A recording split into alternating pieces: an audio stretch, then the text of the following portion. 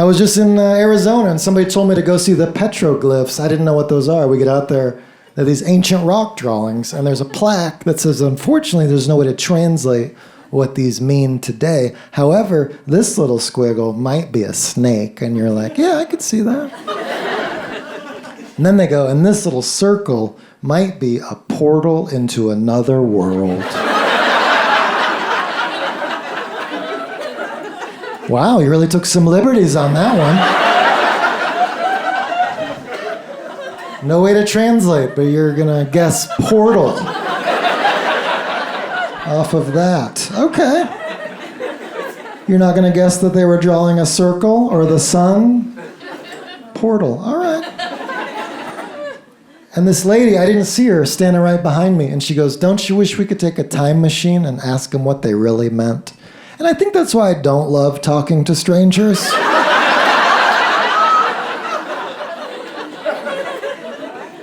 Because you have to be polite. You can't be honest and be like, actually, that would be a dumb reason to time travel. Spend trillions of dollars on fuel. Hey, we're here from the future. Me and this lady, we were so curious about this rock doodle that you did on this rock. Is that a snake? We're from the future. I was trying to draw a worm. It's a worm. Good thing we time traveled, Martha. Well, we're gonna head back to our time machine. Right through this circle. He's like, whoa. Cool portal. Wow, wrong about the snake, right about the portal. Didn't see that coming, Platt. Didn't see it coming. I eat a lot when I'm stressed. Oh my God, you should see what I eat. It is such junk. I love sugar, cookies, cake, ice cream. If I were to come over to your house and you brought out a platter of warm, homemade chocolate chip cookies, which I would expect, I would eat every single one of those cookies with no embarrassment. Even online, when they go, accept cookies? Yeah, I accept cookies. And I accept milk. My wife looked at me the other day. She goes, those pants are looking a little tight on you, those jeans. I said, yeah, because you got the heat up too high on the dryer. She goes, no, I think you got the stack of cookies up too high on your plate. Yeah, I mean, it's salt. I love salt too. Popcorn, who doesn't like popcorn? You ever been eating popcorn at somebody's house and start wondering if their popcorn bowl was also their throw-up bowl?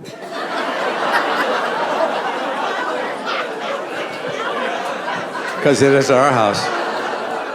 Bagels, I like bagels. I like to order the everything bagel and then ask the server to put the everything on the side. Because I may not want all of the everything, I may want some of the everything. Alcohol, not so much for me. A couple glasses of wine once in a while, but not so much. My friend Steve had a big problem with drinking. Oh my God, Steve, he really hit rock bottom and we were really concerned and we loved him. So we decided that we would do an intervention. And I have never been part of an intervention on this side before. You know what I'm saying? And the night we were gonna go over there, we were all so nervous, we started having a few drinks. You know what I mean? And then a few more after that. And by the time I got to his house, I was so wasted. He was my designated driver to get me home. But the intervention did take place about a month later, but it was for me this time. Do you know what the most stressful job in the world is? Air traffic controller. But not if you don't take it seriously. I grind my teeth at night now. I grind my teeth. Any teeth grinders here? I could hear them. I could hear your teeth grinding. I gotta wear a night guard at night and a retainer on the bottom. Sexy. And get this, 6 months ago I found out I have sleep apnea. So now I gotta wear this full face mask with a hose pumping air in and out on top of the night guard and the retainer and probably a few cookies in there.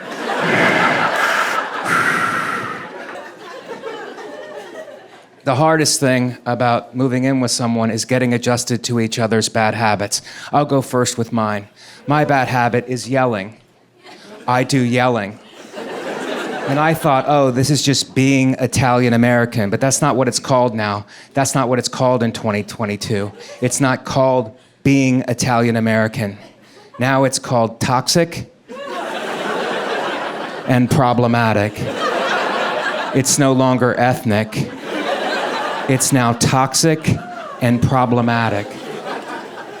Her problem, and since she's not here, we'll get into it. She leaves her crap all over the place. I mean, real bad. Cupboards open, drawers open, clothes all over the floor. So I go, were you raised in a barn? That's a pretty standard thing to say to somebody who's being a slob. Were you raised in a barn? But she's from rural Indiana. So it turns out she actually was raised in a barn. She took it personal and it started a 4-day fight.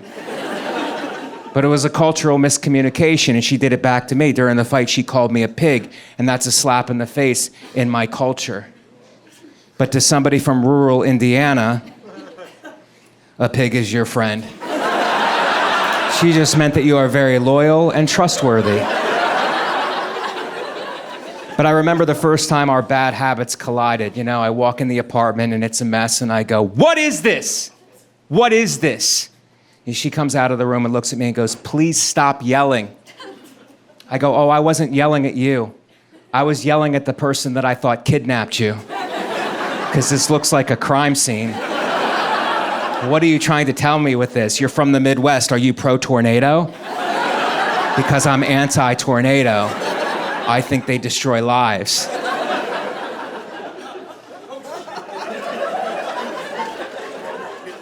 But it's not that. It's just that Indiana is a different place than New York. It's not better or worse. It's just different. I went to go visit her people. Very nice. I ducked away for a little alone time. I went to the diner. I had a great meal, and I got the bill, and the bill was for $6. So I call the waitress over. I go, excuse me, miss, there must be some mistake. This says $6. She goes, there's no mistake, and you're going to pay every penny of it. I go, I don't think you understand. What I'm saying is I have enough money in my pocket right now to buy this restaurant.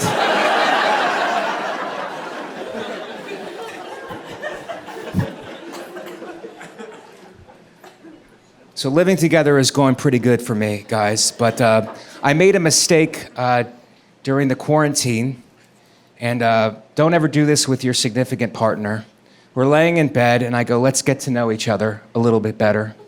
On the count of 3, let's blurt out our IQs.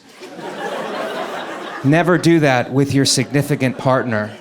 One of you is dumber. And in my case, it was me, and I was much dumber. And she loves me, so she was trying to save it. She goes, Mike, you have a much lower IQ than I do. Even you're smart enough to know that.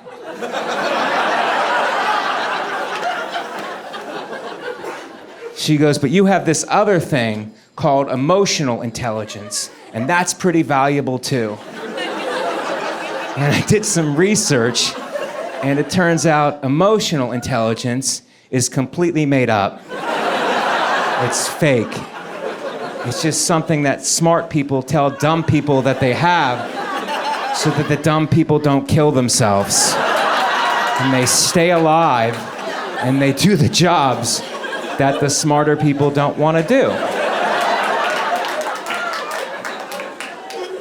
So my jobs in the apartment are as follows. Sanitation and extermination. Bugs and trash. That's what I do. I do bugs and trash. And sometimes she'll quiz me. She'll go, what are your jobs? I'll go, bugs and trash. And she'll be like, who's my guy? I go, I am. Nail it. Nail it every time.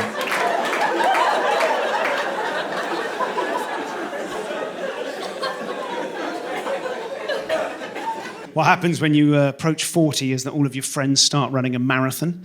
And I can't be bothered with that. Even for charity, I can't be asked. My rule is, if you want me to sponsor you to run a marathon, I will pay you my money to run a marathon, provided you look like you cannot possibly complete a marathon.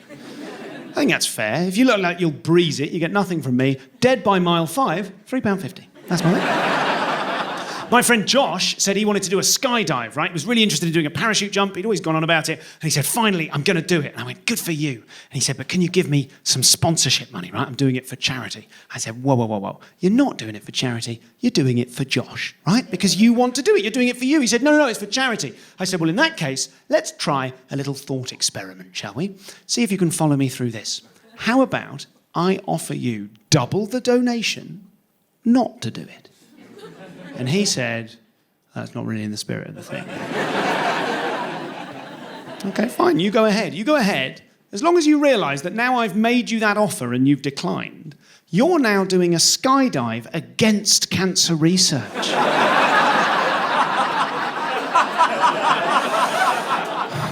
Which is particularly appalling given what happened to your brother, if I may say. I got an email from my doctor's office telling me my doctor is becoming something called a concierge doctor, meaning there's a $2,300 annual fee just to see her, and I still have to pay for all the appointments. Email said it's a great program. You get a special phone number where you can text your doctor 24 hours a day. A special phone number? You mean the doctor's phone number? I can text her 24 hours a day? Okay. Dear doctor, sorry to bother you at 4 a.m. on your burner phone. But I have a really important question. Can I take a third Advil? I implore you to write back before 5. My head is pounding. It's hard finding a good doctor. Hardest doctor to find is a therapist. One of my insurance company's website looking for a therapist. They had a list of therapists who take the insurance and you can sort them by distance. Seemed like a weird way to find a therapist. That's the way I find a dry cleaner. Can't imagine that someone's like, I'm really depressed, but if you make me walk more than 2 minutes for excellent care, I'll be really, really depressed. Can you imagine ending up at that therapist you found sorting by distance? I'd be at that first appointment. Todd, I got to ask you, how did you find me? Oh, your office is in my building.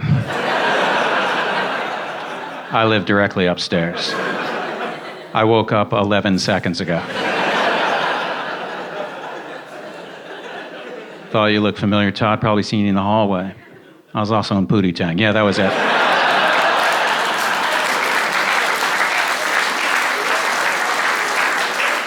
I've never seen you in the hallway.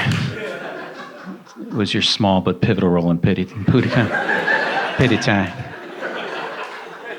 That's a weird word to mispronounce. Hey, you said Pootie Tang wrong. Okay. I think you got the joke. Therapists have websites now. I saw a therapist's website and a link to his Twitter page. It's like, oh, do you have tour dates and merch also?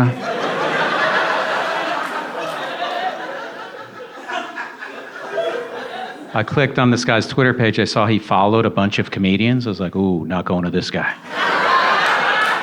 I don't want a comedy nerd as my therapist. I'll be at the appointment crying my eyes out. Doc, I feel awful. What should I do? Well, Todd, you thought of doing something nice for someone else? Maybe that'll make you feel better. Like what? I don't know. Why don't you hook me up with Bill Burr tickets? I don't know if that's going to help, Doc. Didn't help when I gave you Patton Oswalt's email address. And you got to stop writing to him. He's not going to read that script. The last film I watched was one called Uncut Gems. I saw that in the cinemas. Blew my mind, this film. This was amazing. High-octane Adam Sandler movie. I was taken aback by this movie. Beautiful stuff. As soon as the movie ended, I'm like, that's the best movie I've ever seen. I thought that. And then the credits started to roll, and I was sitting next to an old lady, and all she said was, there was a lot of yelling. And normally I wouldn't have said anything, like I let people have their opinions, but the movie, it affected me so much that I had to say something, you know? I turned to her, I was like, I wouldn't have had to if you give me some of your popcorn like I asked. It's me doing the yelling. But I watched that movie Little Women. Watched it on my iPhone. Get those women even littler? It's so small, couldn't believe it. I'm on the iPhone, I'm mucking about on there. I'm always trying to be ahead of the tech game. Do you know what I mean? You have to be one step ahead because you don't know what they're going to do to you. I'm trying to be ahead of big tech. I was like born into the computer era, you know? I thought I'd be always good with computers. Like I thought I could do computers forever. 5 years old, that's the first time I ever went on a computer and I was like, I'm good at this. Like I knew what to do on there. Like I knew which ads not to click on, like which blokes not to talk to. I was safe on there. I had Norton antivirus running on full blast. I'm like, I'll never get aged out of this. That was my thought. I'm 27 years old now. Like I've already been aged out. Can't believe it. Nowadays, I log on to Google Chrome. It's saying I got 280 compromised passwords. I'm like, what do you want me to do about it? Like, I'm not about to change 280 passwords.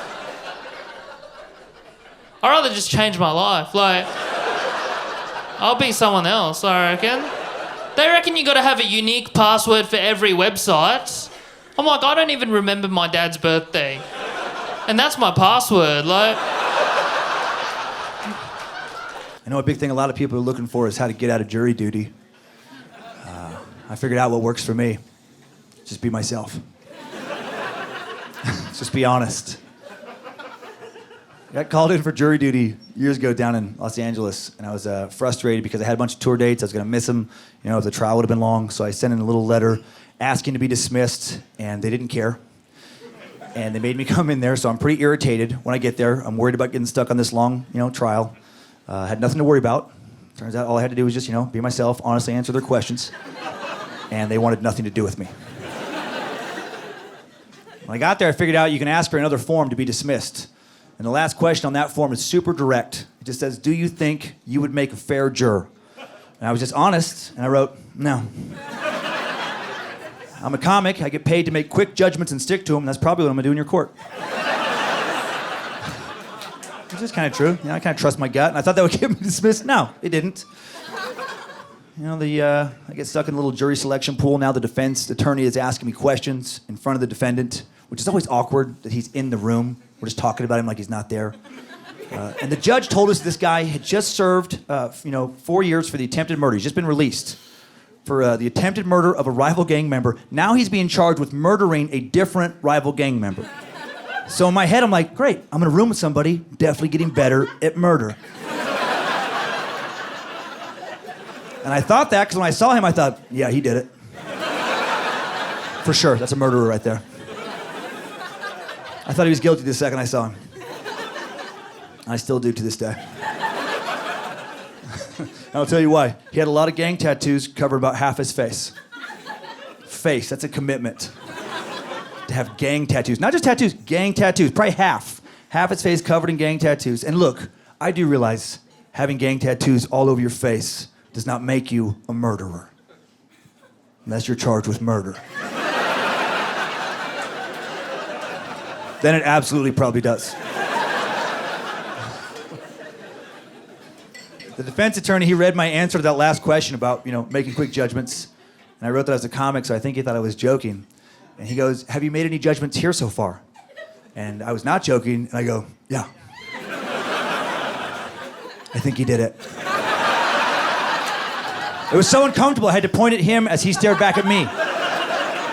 With his tattooed murder face, probably memorizing features. And he says, you can't know that. You've heard literally no evidence. And I just said, look at his face.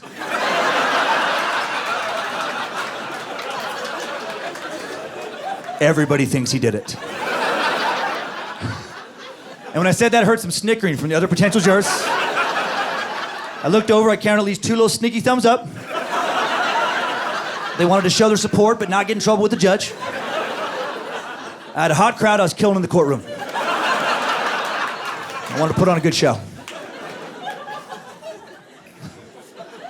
And he says if the police or if the prosecution doesn't provide enough evidence to prove him guilty beyond a reasonable doubt, you have to find him not guilty. That's his words. You have to. And I just said, no, I don't. I don't have to. I make bad decisions all the time. I could make one here. And he said that would be illegal, and I got nervous. Because I watch a lot of crime shows, but I still don't fully understand what contempt of court means. But I felt like I was treading in that direction. And then I thought, well, you've come this far, let's write it out. I was like, I don't know, maybe it is illegal. You're a lawyer. You know the law better than I do, but I'll tell you this. Just like bad decisions, I do illegal stuff all the time, and I usually get away with it. I was texting about how much I didn't want to be here the whole time I drove here today, and no one pulled me over, did they? And he just shook his head, talked to the judge, and 2 minutes later, I was walking to my car, a free man. So I've been living, like I said, I was born in Venezuela, but I've been living in the U.S. since I was 12. I moved here when I was to the Maryland when I was 12. I grew up in the East Coast.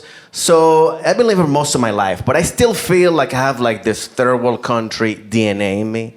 And by that I mean that when you come from a third world country, you're resourceful, like you solve problems quick, because shit doesn't work in a third world country. So you gotta find solutions. You just don't give up in life. For example, like if there's no hot water, heat it up.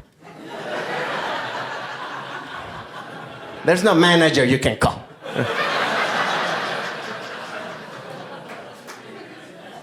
And somebody's always gonna help you in a third world country, and they're always gonna say something like, "Let's see what I can do." Like that's the phrase, and that's everywhere because the other day I was at this bar, and the bartender was Cuban, and my girlfriend wanted a Diet Coke. So I go and talk to the bartender in Spanish. I was like, "Hey, bro, can I get a Diet Coke?"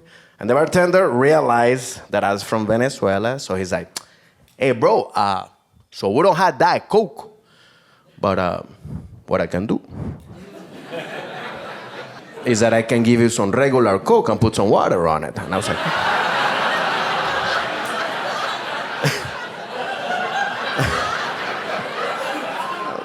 all right. But that was the mindset, you see? Like he just didn't go like, "We don't have it." He's like, "No, we're gonna come up with a solution here. We're gonna solve this problem." Which, by the way, I would love to see this guy as a doctor, just doing the same thing, right? Right, back in Cuba, it's like, so welcome. So you need a blood transfusion. So your blood type is A positive. We don't have that. But what I can do is that I can give you some A negative and then add some B negative. Because 2 negatives make a positive, papi.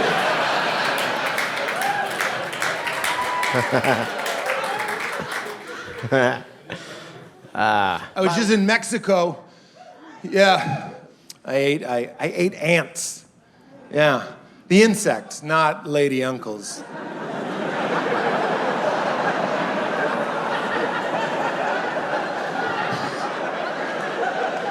It was at a restaurant. I wasn't just bored at a picnic. And it was a prefix menu, like you don't order. They were just bringing us tacos. First course was chicken tacos. It's a crowd pleaser. Second course, they're like, these are ant tacos. I'm like, what is happening right now? Before the meal, they asked us if we had any allergies or food restrictions, but I didn't know how far back I had to take that. They're like, these are ants. I'm like, I also don't eat loose nickels or urinal cakes. Just to be crystal clear, now that I see what you're capable of. And if you guys were me and my wife, the chef was standing right there. So we felt like we had to eat them, you know? We didn't want to be ugly Americans. So I got a mouthful of bugs. I'm pretending it's not ants, but the chef wouldn't let us forget that it was ants. He kept telling us, he was like, they're big and juicy, and we cut off their heads in the rain. And I'm like, ha ha, say less. You know what I mean? Like, I don't want to be culturally insensitive, but everybody knows eating ants is weird. You know how I know? The whole planet agrees to call one of our animals the ant eater. Have you seen that thing? It's like a low-to-the-ground hairy elephant. That's probably what we were gonna call it. Then someone was like, hold up. Check out what this freaky is eating. You know what I mean? Its diet is the headlining oddity. And it was an ant and clam taco. That's correct. That's the correct response. Ant and clam. I've never eaten something and looked for refuge in the flavor of clam. Got a mouthful of carpenters. I'm like, look for the clam! Clam will save us from this zinky nightmare. Clam, the condom of the ocean. King Neptune's chewy prophylactic. I'm like, it's our only hope! Same night, my first night in Mexico, I got stung by a scorpion. Yeah, big bug day. It was in my bed. Isn't that freaky? It was in the bed. Yeah, it didn't hurt. It didn't hurt. It just felt scratchy. I was asleep. I remember thinking, what's the thread count of these sheets? I whip open the covers. I get my flashlight out. There's a dead scorpion in the bed. Yeah, got him. That's a weird feeling. Coursing with scorpion venom. I'm like, I gotta wake up Val. Gotta wake up my wife, because I don't know if I'm gonna be around. That's a weird consideration when you're like, I'm about to be playing the part of the body. So let's get someone else in this narrative. So I use my big boy voice. I didn't know I had a big boy voice. I found it in a crisis. I talked to my wife real sweet. That morning I was like, Valerie, I've been attacked. She's like, ah. She woke up straight away. I went out on the balcony. It got me 4 times on the ankle. Yeah, good empathy. So I elevated it. That was my idea. I didn't know what else to do. I didn't know if that was helping or just draining the poison straight to my corazon. And my wife is a really sweet, non-confrontational person. Even in an emergency, it turns out. Because I'm out there elevating it. I can hear her on the phone with the front desk. I'm not making this up. She's like, hi, buenos dias, buenos dias. Yes, it is a beautiful day here in Mexico. Oh, no, you go. You go. Okay, I'll go. One of us is dying. It was like... They sent a doctor right away. I was like, how often does this happen? He came out onto the balcony. He didn't speak any English. I speak a little bit of Spanish. I'm not making this up. I go, ¿Cuántos minutos yo tengo?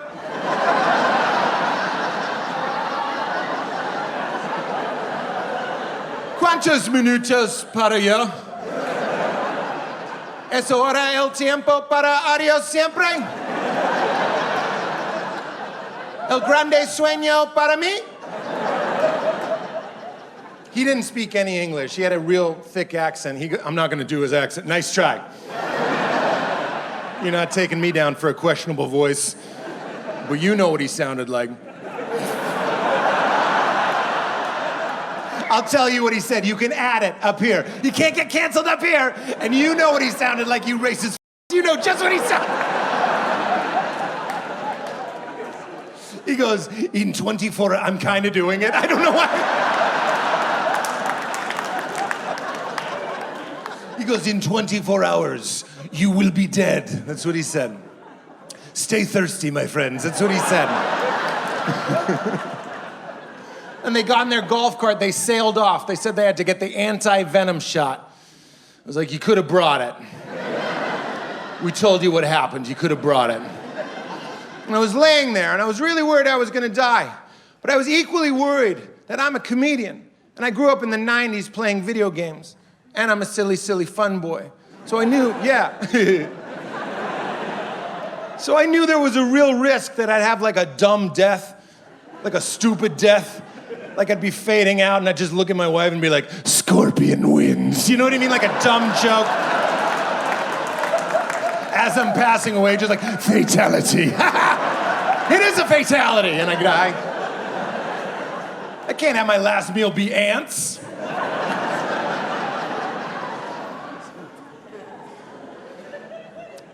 There's no 13th floor in my hotel in Mexico. No 13th floor in my hotel here in town. Isn't that weird? I think it's crazy. In this day and age, we still skip the 13th floor because it's an unlucky floor. Same with hospitals. There's no room 13. Same with airplanes. There's no 13th row. Isn't that nuts? I think it's weird. I know people that complain that transgender people relax.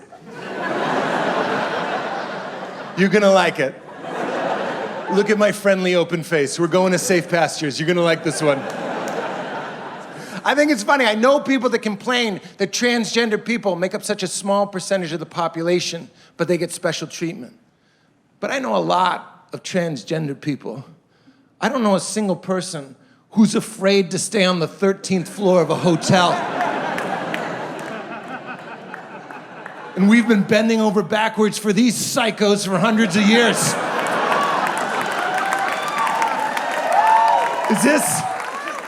Is this a big problem?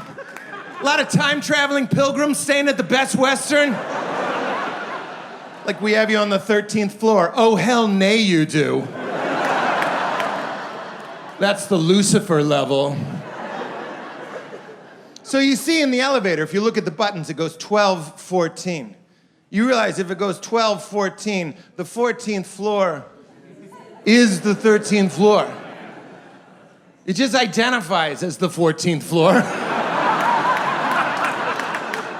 And we're all totally fine with it, see? We'll get there. I've noticed that the people that have the hardest time changing people's pronouns based on their gender identities, the people that struggle with that the most, are the same people that get really mad if you call their truck a car. It's just an observation. It's the same group. Like, let's take your car. It's a truck! Okay, Jesus Christ. Just saw a windshield and 4 tires. I just assumed. Oh, now I gotta remember that to make you feel safe? Fuck you, Chad. You know what I mean? It's like, it's a truck, and it's a he, him.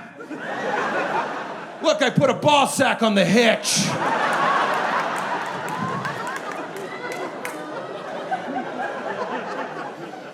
I've misgendered people in my life. It's a terrible feeling. That's not a joke. It's horrible. I hate it. So I have a new rule. If I don't know you, I don't care how you present. I don't call anyone sir or ma'am. I just call everyone my friend. If I don't know you, just call you my friend. Hasn't happened since. It's nice. It works. Yeah. The only problem is now I sound like a Saudi Arabian car dealer.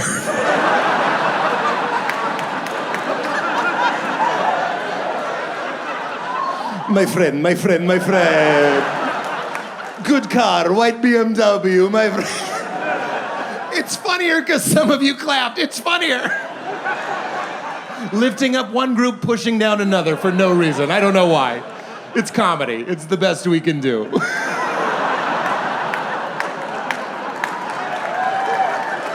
But I want to talk about these bags. And this is one of those reusable shopping bags. And this one just happens to be made out of plastinium, you know? Just a coincidence. But where I'm from in Boulder, they want you to use these bags. And if you use one of these plastic shopping bags, they charge you $0.10 per bag. Tax, I know. And it always gets really quiet during this part of the show. Everybody's like, dude, just pay the damn dime, you know? And honestly, it would not be the first time I bought a dime bag in Boulder, but it makes me mad. Because I feel like I'm doing my part. Like I say, I'm a vegetarian, I ride the bus, and I don't care if you eat me. You could tackle a cow right in front of me and start gnawing on it. I'd be like, hey, I think that's your right, go ahead, you know? And if the cow started winning, I would jump down there and start fighting the cow with you. But it makes me mad. Like I say, 10 cents a bag, right? But here's what I found, and that is that these much smaller produce bags are free, you know? So I started bagging my groceries in these, and then I'm like, hey, I'm gonna need some help to the bus stop, because I have 83 of these. You could send a bag boy, and that didn't sound right, so then I was like, bag person, and that sounded even weirder. So I was like, if you could just send your lowest paid employee, that would be great. So here's the other thing, though. Like I go through the self-checkout, and it prompts you, and it says, how many bags would you like to purchase? So one day I was feeling my oats, and I'm like, hey, I hit 200 and hit send, So the manager comes out, and he goes, sir, you didn't mean to purchase 200 bags, did you? And I threw down to 20, and I said, I sure did, man. And I made him count out 200 of these plastic bags. And then I was like, Oprah, you get a bag, you get a bag. So, oh, thanks, man. So the manager comes out and he goes, sir, you have to stop, you can't do that. And I said, you can't stop me, I bought these bags. This is America. I'm doing it. And it turns out they could stop me. There was a lawsuit, and I'm no longer allowed to shop for groceries in Boulder. So now, a lot of comics sell T-shirts or CDs after the show. I'm selling this book, and I didn't write it, but I'm selling it. So I just have the one. So see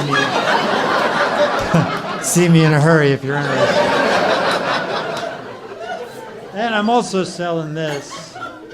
It's thin spaghetti. If you're listening at home, I'm selling some thin spaghetti. It's, I guess I should describe it. It's a 1 pound bag box of thin spaghetti. I did one of those things at the grocery store where you buy 10 and you get a really good deal.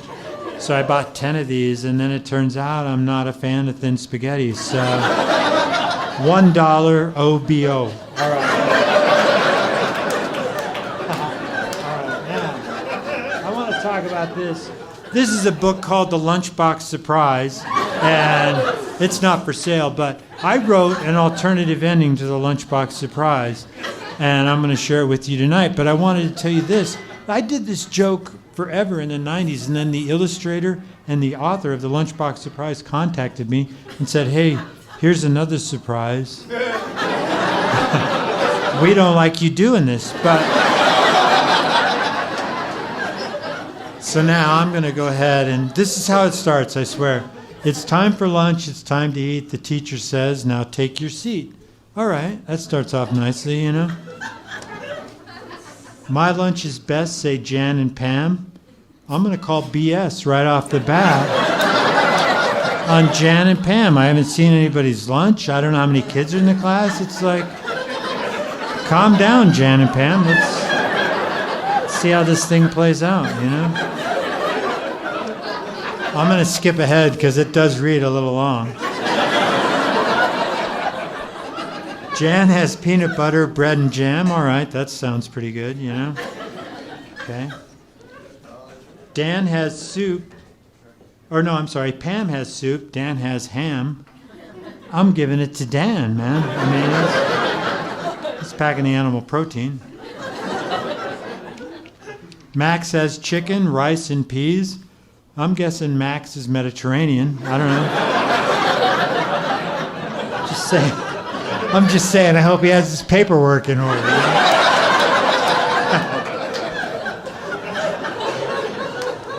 But Sam has nothing, not a spot. Sam has nothing, his mom forgot. I know. It takes a weird turn, man. I'm like, what is Sam's mom getting into that she's sending an empty lunchbox to school? That's the story I want to read. Sam is surprised, Sam is sad, Sam is hungry, Sam is mad. I don't blame him, he might be mad too, Now here's the part I wrote.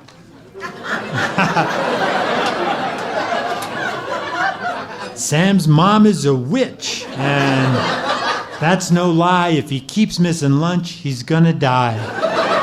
Hey, thank you so much. So much fun. I don't think I want to have a child because I was so anxious as a kid. I was an awful student. I don't know if anybody else was really bad at school. I was anxious the whole time. Hangman was the worst.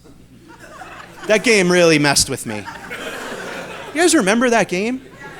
Why was that ever okay for us to play?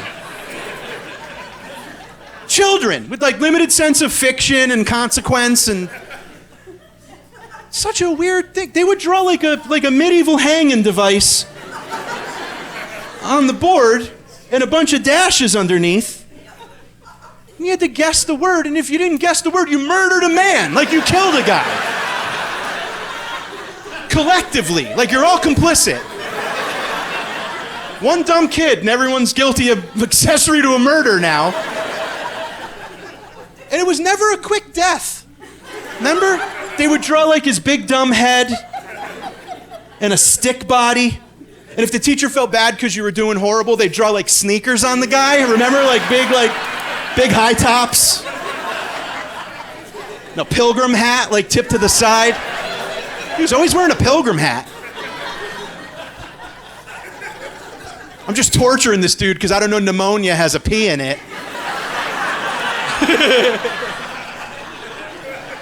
I'm like, just erase the board, get rid of them. I go home, my mom's like, you want a chocolate milk? I'm like, you better make it a double.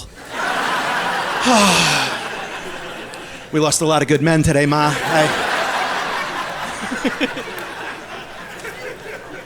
You know what I hate about the Catholic Church is like, I remember when I was a kid, they were always like, don't watch movies because they're too violent, or don't watch TV because it's too violent. And just come to the church where there's a man crucified, bleeding, and his mom is watching him crying. It's like it's a very like aggressive thing for a child, you know. And why all why this is the thing. It's like Jesus Christ was alive for 33 years, but all the pictures of him is from the last 4 days. He's always bleeding and suffering. There's not a picture of him at the beach for a weekend, like having a good time. You know, like this is something I'm jealous about, like the American culture. Like my wife's family, they're also Catholics, and they're from Texas, and they had pictures of Jesus Christ with a machine gun, playing golf, you know, with Donald Trump. I mean, that's not in the Bible, but at least he's having some fun, you know? So it's like he's suffering so much. But I'm concerned about the future. I'm concerned about the future, of course, because I mean, I feel like everything is just it's gonna disappear. Like, anyone here have a job? That's gonna be gone forever. Like the idea of a job. It's just like I mean, I was asking people the other night, like, anyone have a job that's gonna disappear because of AI? And someone said to me, I work as Elmo in Times Square. And I was like, you'll be fine. I don't think machines want to do that. Honestly, I went back home, I was like to my kid, you should learn that. That's the future.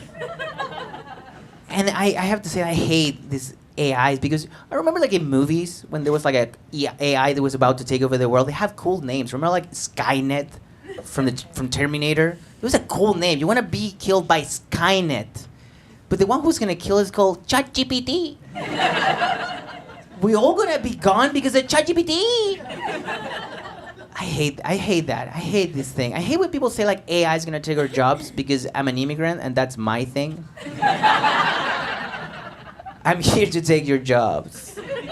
Just call me Juan GPT. I had fun with a lot of stuff back when I was in college. Right? It's easier to have fun when you're going to school, have less responsibilities.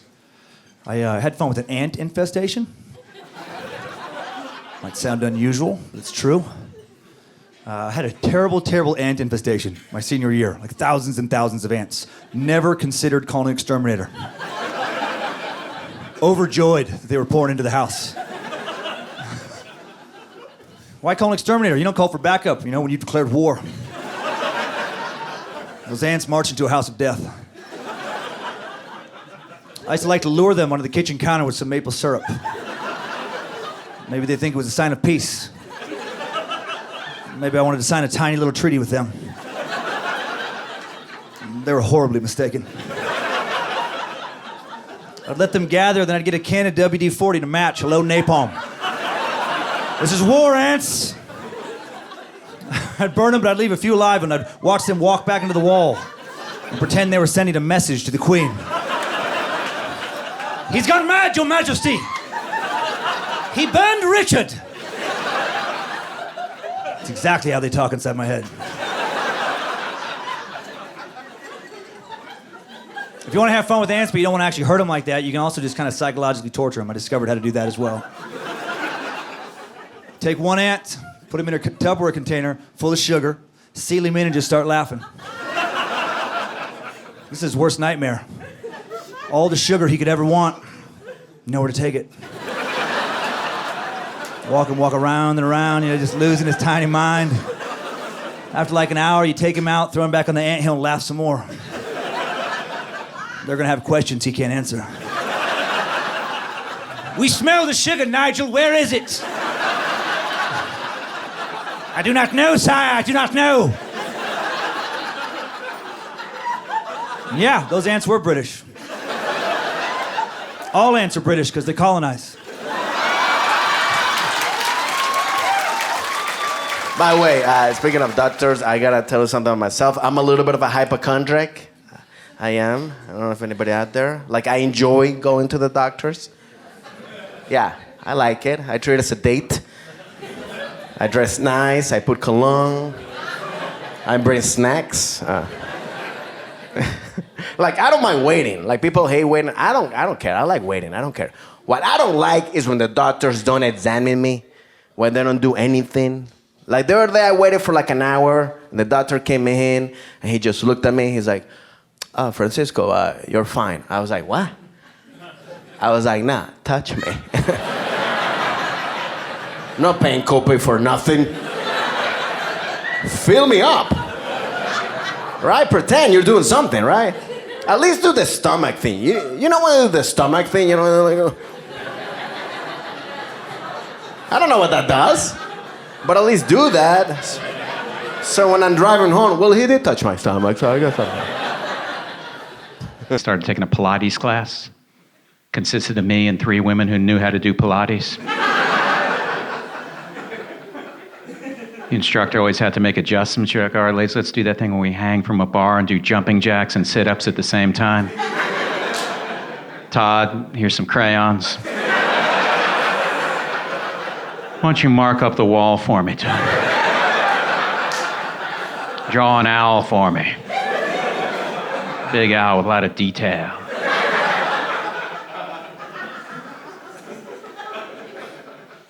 All right, ladies, we're going to stand on our hands and put 100-pound weights on the balls of your feet. Todd, I don't know, download a Scrabble app.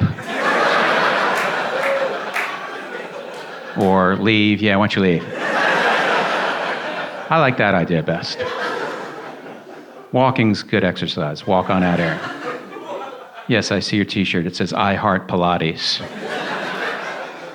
Hit the road. So Chicago, that's a pretty cool city, huh?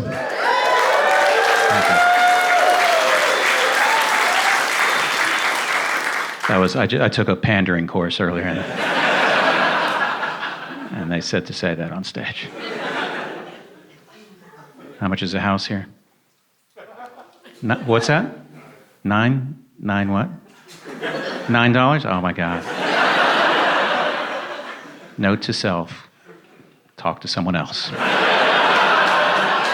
Apartment just sold in New York City, bought by a hedge fund manager, $238 million. 24,000 square feet. If I had a 24,000 square foot apartment in New York, I'd still be telling people from out of town, "I'm not really set up for guests."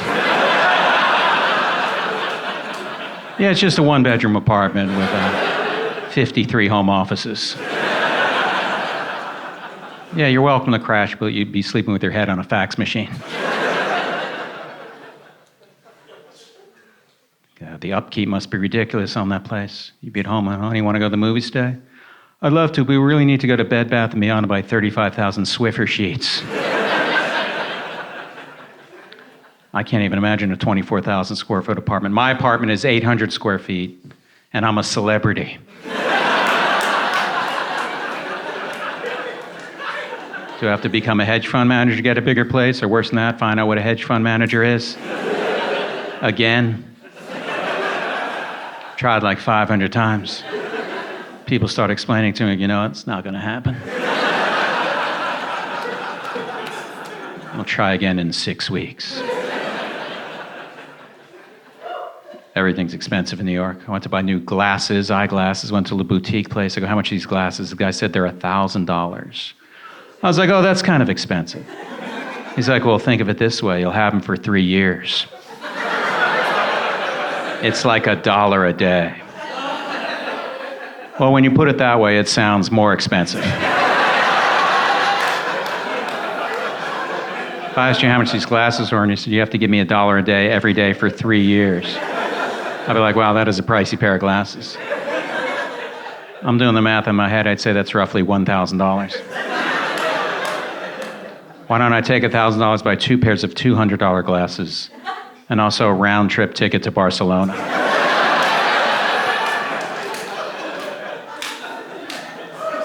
No, I'm glad we're traveling again.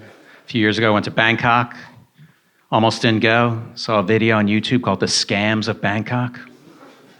This dude was a little paranoid. He's like, if you go to a museum and you see someone smiling, total scam.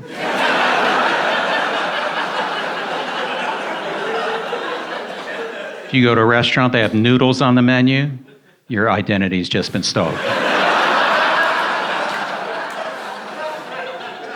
If you show up at your hotel, there's a front desk, call Interpol. Classic flim-flam.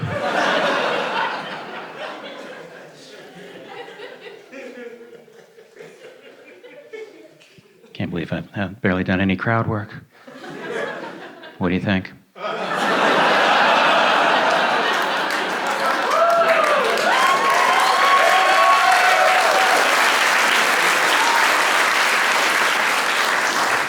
How's it going? What's your name? What do you do, Chris? Design engineer. Holy. I don't think I want to do crowd work tonight.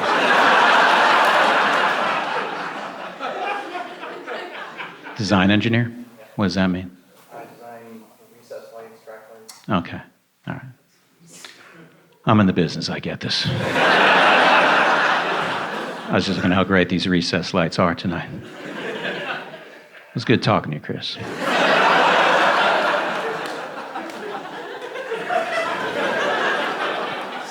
We just took a recess from being funny for a while.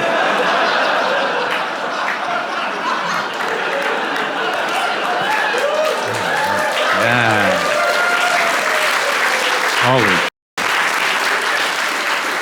I pulled that one out, huh? Been trying out Airbnbs on the road. You got to read those listings very closely. They always start out good. It's like on a tree-lined street close to shops and restaurants. Oh, I like that.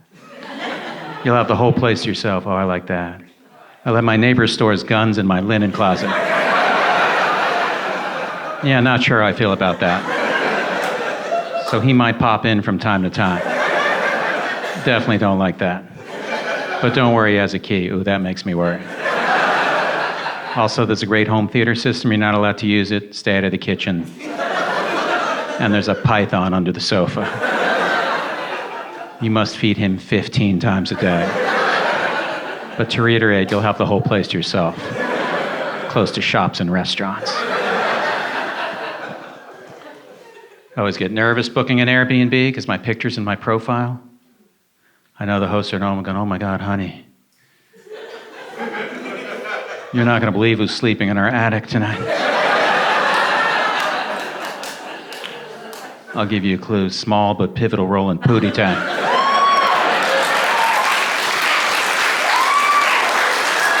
Todd Barry's sleeping in our attic?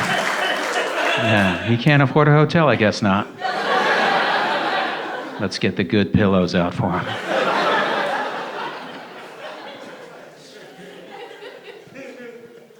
I stayed at a hotel in Los Angeles. And when I got back, I realized I left my toiletry bag at the hotel in Los Angeles, and it was a really nice one, sent to me by the Cartoon Network, had cartoons all over it. I wanted it back. I called up the hotel. I go, I was in room 318. I left my toiletry bag. It's got cartoons all over it. The guy's like, oh yeah, we found that. I was like, great, can I get it back? He's like, can you describe the cartoons?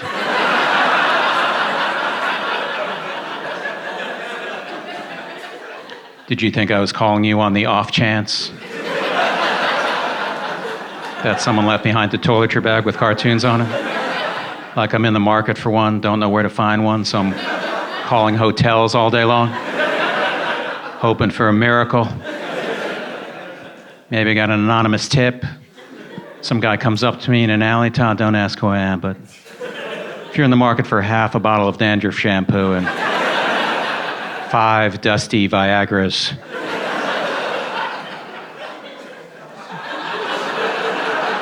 call this hotel, tell me in room 318. You left your toiletry bag, it's got cartoons all over it. What kind of cartoons? They'll never ask you that.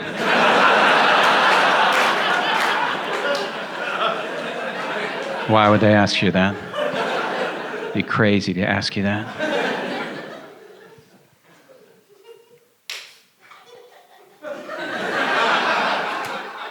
Stray clap there. Took an Uber in the Midwest, and at the end of the ride, the driver said, "Sir, I owe you an apology." I was like, "For what?" He goes, "I'm sorry I didn't talk during the trip.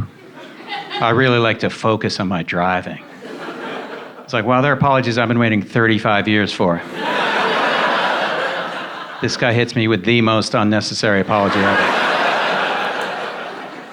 It's like, sir, if you're apologizing for not making me talk to a stranger for an hour and a half, guess what? All's forgiven.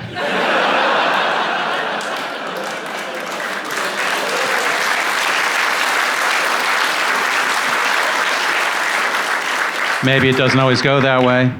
Maybe sometimes, like, sir, I want to apologize for not talking during the trip. Yeah, what was with that, man? You see me back here all lonesome? Just a man and his French horn?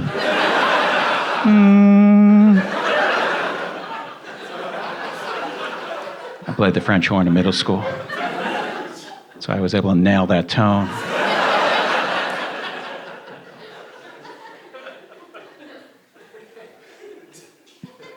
At least the guy apologized, so that was nice.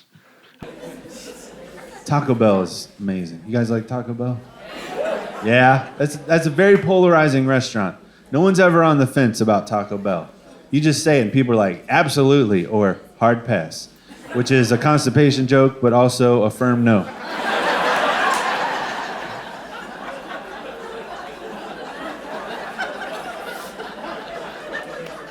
I respect Taco Bell. Because they know what I just said. They know if you're going to eat there, you're going to eat there. You ever seen a commercial for Taco Bell? Never makes sense. Doesn't have to. Doesn't affect the bottom line. They'll put out a product that has the exact same ingredients as 6 other products on their current menu. They just change the name or shape of it and try to make you feel dumb when you call them out on it. They're like, you've never had this. This is seasoned steak, lettuce, cheese, tomatoes, and sour cream encased in a flour tortilla. How does that sound? I mean, it sounds like a steak burrito. Well, it's not. One more time for the new guy. All right, steak burrito. See it right here? It's rolled up. Big deal.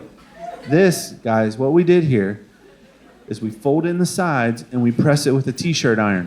What is so hard to understand about the technology we've invested to make crunch wraps?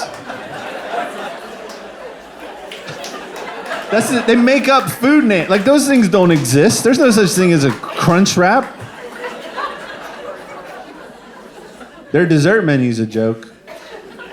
They just take other desserts you've heard of and change it a little bit. They're like, we're the only ones that have Cinnabon bites. Isn't that just a cut up Cinnabon? I mean, yeah, but we cut it up for you, okay? You could say gracias. Okay. Is there like a cool container you're gonna serve them to me in? No, man, it's just a drink cup. But we gave it a Slurpee lid so you could cut your fingers trying to get the ones off the bottom. So, de nada. I remember several years ago, the Hostess company went bankrupt, and then a month later, an unknown entity saved them from bankruptcy. I thought for sure it was Taco Bell. I was waiting on that commercial forever, right? It's the Twinkie burrito. We have stuffed a Twinkie full of taco meat. Some people are like, ooh. Potheads are like, absolutely. Sir, would you like Twinkie cream or sour cream? I don't care if it's coffee cream. I would just like my Twinkie burrito, some fire sauce, 2 Ho-Ho Lupas, and a Mountain Dew. I would like the Baja. Guys, we got an obesity problem in this country. And I know you're like, is this dude about to make fun of fat people while using his stomach as an armrest? And the answer is yes. It's not that funny, lady. All right, just relax. Thought I could fool you with the track jacket. They sell these to anybody. You don't even have to be a runner.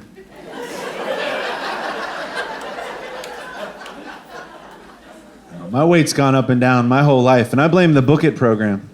If you don't know what the Book It program is, when I was in elementary school, Pizza Hut decided that the best way to solve the illiteracy problem was to offer children a free personal pan pizza if they read 4 books, or told their teacher that they read 4 books.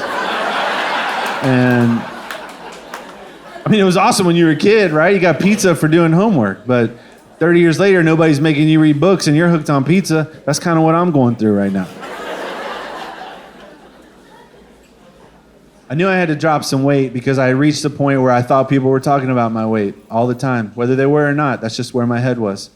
Like when the Delta flight attendant asked me to switch seats to balance out a Canadair regional jet, that'll ruin your day real quick, okay? Because if I think about it, it's not me. It's where I'm sitting versus where there's too many empty seats. But if you're self-conscious about your weight, that's not what you hear. What you hear is, sir, if you move 10 feet that way, the whole plane will fly properly. Could you help us out? Could you help us out? And if you have to use the restroom, please ring your call button so we can send 2 people to your seat. Okay, I don't want to turn this thing into a space shuttle. We're just trying to get to Florida. I don't know. I rationalize too much, right? I think, you know what? Everybody loves food. Why do I have to change? And it's true. Everybody does love food. Bath & Body Works was selling a candle that smells like mashed potatoes. How fat are you? Okay? When you want your bedroom to smell like buttered mashed potatoes. This fat. Turns out I got the gravy one too. It smelled amazing. It was a great deal. It was buy one, get one. And I got a free bottle of fried chicken body wash because I opened up a credit card to pay for it. Like, it was a good deal.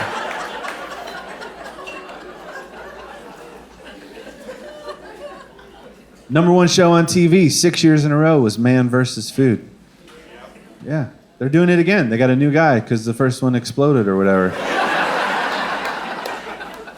We don't need to do that show again. I learned everything I was supposed to learn the first time around. I watched that show as if it were a documentary meant to show America what will happen to your body if you eat unhealthy every day for 6 years. If you watch it like that, it works. You could leave here tonight. Go to YouTube. Do a search for Man vs. Food. Watch a clip from season 1, then immediately watch a clip from season 6. You'll notice a difference right away. That guy was way skinnier when he started, and he had an amazing vocabulary. Where'd that go? Watch season 1. He's very articulate. He's like, folks, there is a symphony of flavor going on in my mouth right now. When I bit down, I got heat from the peppers, I got sweet from the relish, little salt from the bacon. This place, they've done it, I'll tell you. They have made perfect harmony in the form of a sandwich. And then 6 years later, he's like,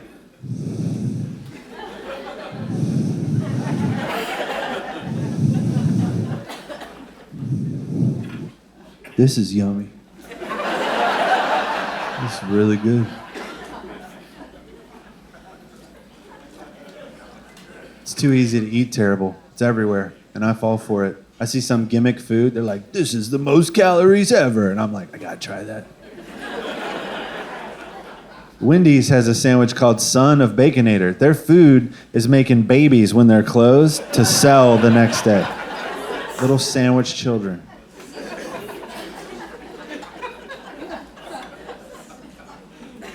Golden Corral, that place is still a thing. You ever go to Golden Corral? You can go once. Can't go twice. Because when you go that first time, you learn there are no rules. There is no code of conduct. That's why it's called Golden Corral. It's just like the old west of eating. I was like, maybe this was a bad idea. We try to leave. The guy's like, sir, is there a problem? Look, man, I appreciate you giving me access to a chocolate fondue fountain for $9. The problem is I just watched the guy walk by with his prime rib. I was like, hey, man, that's not gravy. I know. What is that you got? Whipped cream on corn on the cob. It's called cream corn.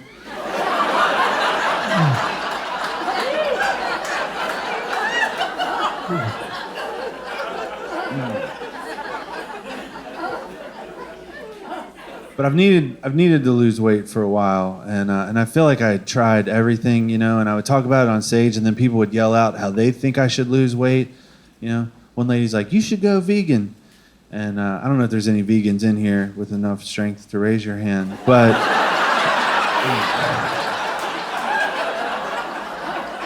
look, if you can do it, good for you, okay? I can't do it. I've only had one vegan experience. It did not go well. I was in Jacksonville, and I was walking down the street, and I passed a bakery with all these beautiful things in the window. So I just kind of poked my head, and I go, excuse me, ma'am, what's that right there on the bottom? And she goes, that's a root beer float donut. And we just took it out of the oven about a half hour ago. Do you want one? I was like, no, I want two.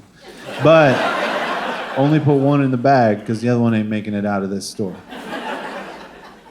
So she hands me the one over the counter. I take a bite as we walk to the register, and I was like...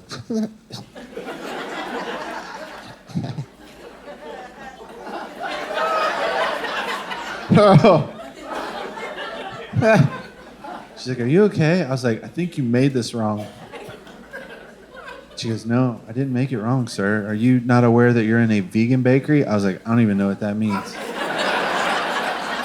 And so she points to this sign behind the counter, and it says, no product contains an ingredient that comes from an animal. And I was like, well, that's ironic, because this is some bullshit. No, I didn't say it, but I should have said it, because she deserved to hear it. And she did deserve to hear it. She should have known when I came through that door, I was in the wrong place. Look at me. Look at me!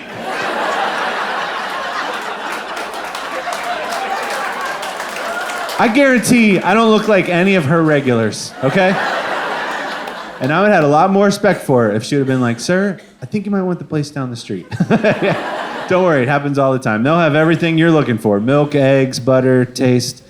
Right down the street. It's like 4 blocks. I'm sure you'll call an Uber. You can wait inside. It's fine. You could be any witness that you want to be. I started doing comedy in Ohio when I first started. My friends and I, you're always a broke person as a comedian, looking for ways to make money. Well, my one friend told me about this thing where you can sue somebody on court television, and the court show actually pays whoever wins, and it doesn't go on anybody's record. So we started just making up cases to sue each other, and then just split the money and make sure the plaintiff wins. I was a witness on Judge Alex.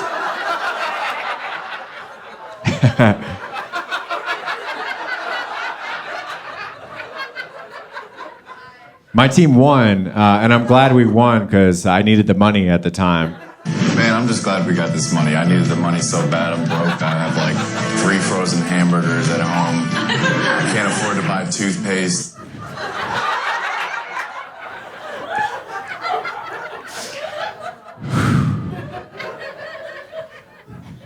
You could be any plaintiff that you want to be. I was on Judge Joe Brown as a plaintiff. You can be any defendant that you want to be. I was on Judge Alex again as a defendant. I went a few years later. I used my middle name to slip past the producers. And this one I played a promoter. I was supposed to promote my friend's Battle of the Beards contest, and I kind of just blew him off and didn't do anything. And when I got to court, I really didn't have much of a defense at all either. And Judge Alex was not impressed with me. To me, I just think communication was failed. Communication was failed? I agree. What does that even mean? I don't know. I just think it was just a misunderstanding, and I don't understand why it's got to be like this. How much weed do you smoke?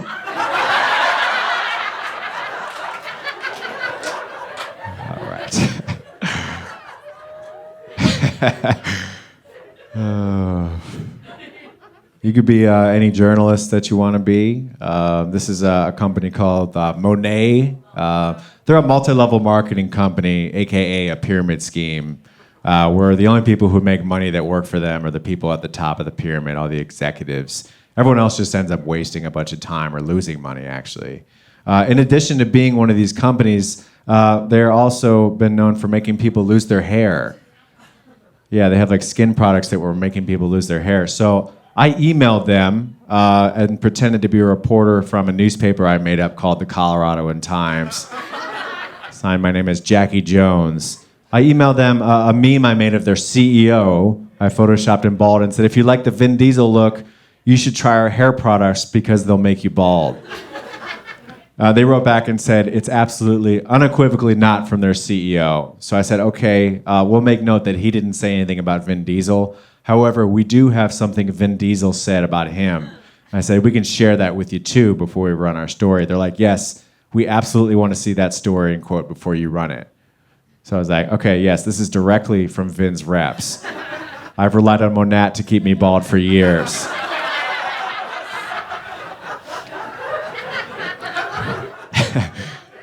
So after this email, the next email I got was from their lawyers.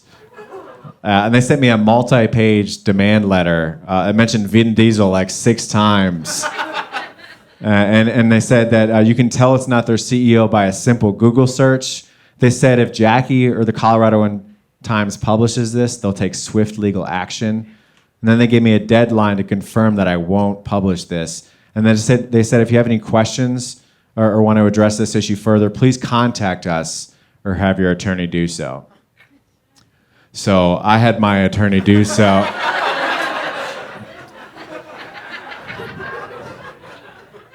wrote them and said, on January 28th, 2021, you threatened to take swift legal action. I'm reaching out to inform you that if you take any legal action against Jackie or the Coloradoan Times, even just a tiny hair of legal action, I'll respond by photoshopping every Monad executive bald. These photos will be posted on the internet and made easily accessible by a simple Google search. In addition, I'll get in touch with every bald celebrity to ask them if they'd be interested in promoting Monat, and that list includes, but is not limited to, Pitbull, Charles Barkley, Samuel L. Jackson, Dwayne "The Rock" Johnson, Larry David, Seal, Terry Crews, and the Dalai Lama. You have until Friday, January 29th, 2021 at 8:59 a.m. Mountain Standard Time to read this email. That time has already passed. If you have any questions or wish to address this issue further, please do not hesitate to contact a Jones. Sincerely, Jackie Jones. Jones, Jones & Jones, LLC, attorneys at law. You mess with Jones, you get the Jones.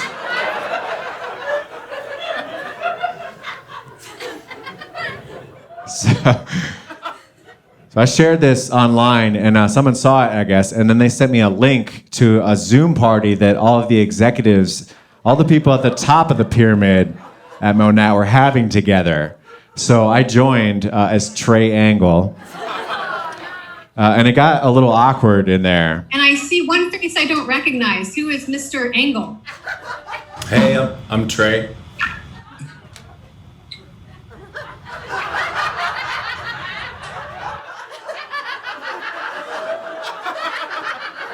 And they removed Trey from the meeting. So I tried rejoining. I changed my name really quick and tried to rejoin, and they let me back in. So I was able to say, You mess with the Jones, you get the Jones.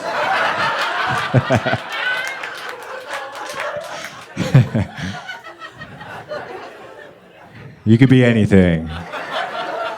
My new fear, now that COVID has subsided, is being pushed onto the subway tracks. I don't know if you guys get our news here in Nashville, you know? The Nashville Tribune or the Nashville Inquisitor. I'm not sure what your paper is called.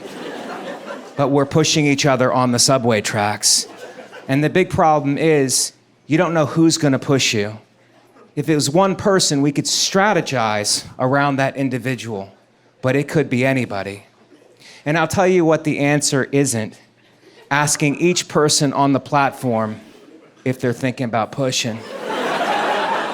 Because I saw a guy who looked suspicious, and I said, "Sir, you don't look right. Are you thinking about pushing?" He goes, "I wasn't before you mentioned it. But to be honest, now that you brought it up, it sounds like it might be refreshing." Yeah, guys, it's pushing season. So I just assumed I'm getting pushed, you know. Every time I'm on the platform, I get in a stance. Knees slightly bent, head on a swivel. You know, good form, getting ready to get pushed. Because I feel like if I get pushed, a lot of the trains are delayed, I can pop back up. Now I'm in that guy's head, you know? So no one talks about the pop-up. You're ready to get pushed, and you get pushed, and you pop back up. It shows that guy I'm resilient, right? He's just gonna push me in front of a train, dog. Am I relating to some of the younger people that way? Maybe, should I say dog at the end of the jokes? It's just, I'm trying to relate to the Gen Zs. So I'm on the platform, knees slightly bent, head on a swivel, ready to get pushed. I see a guy I know, he's a waiter at one of the clubs I work. I go, "Hey man, what's up? How was your pandemic?" He goes, "Pretty good." I go, "Are you going back to work soon?" He goes, "I don't do that anymore. I sell Bitcoin now." He goes, "Do you know what Bitcoin is?" I go, "I don't think anyone actually knows what Bitcoin is." He goes, "Well, let me explain it to you." And about 5 minutes into the explanation, I was like, "I'd rather you just push me onto the tracks."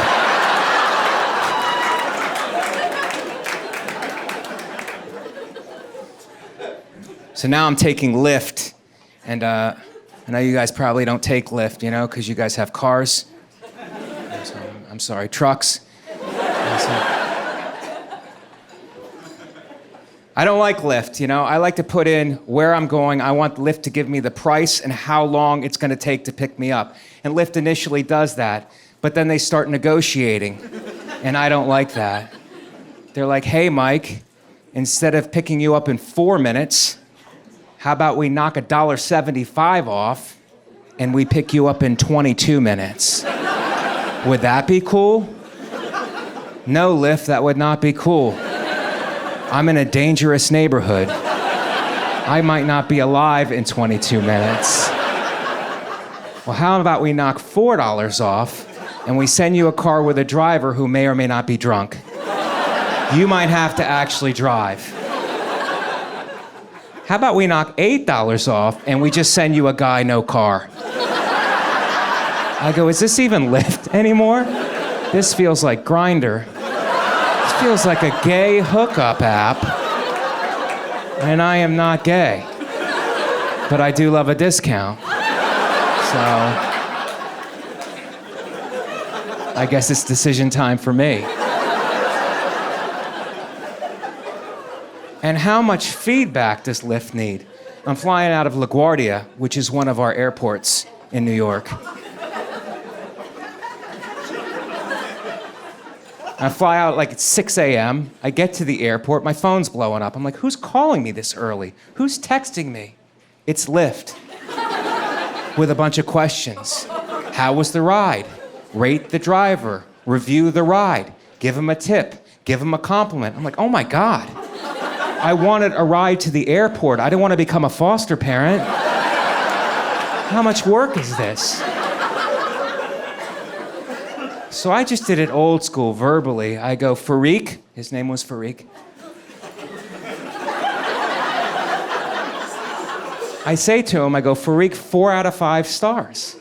You got me to the airport beautifully, but you were yelling at your wife in Farsi the entire trip.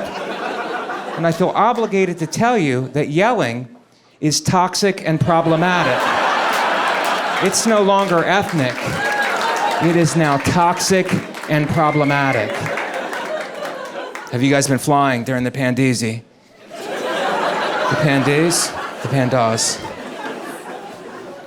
But all my flights have been delayed because they're cleaning and sanitizing the plane. That's what they say. We're cleaning and sanitizing every part of the plane. And it's like, can you get there 15 minutes early to clean and sanitize? They go, no, we're cleaning and sanitizing. That's the reason for our delays. Nobody overslept. We're cleaning and sanitizing every part of the plane. So I get on the plane and I head to the emergency row. That's where I sit. I'm a hero. And there's crumbs in my seat. So I go to the flight attendant. I go, did you clean and sanitize the plane? She goes, we cleaned and sanitized every part of the plane. I go, what'd you clean it with, cookies?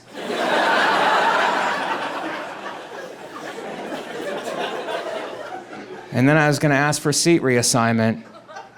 If you're not comfortable in the emergency row, you guys know that you can do that. You can ask for a seat reassignment. But have you ever asked for seat reassignment? They get real mad.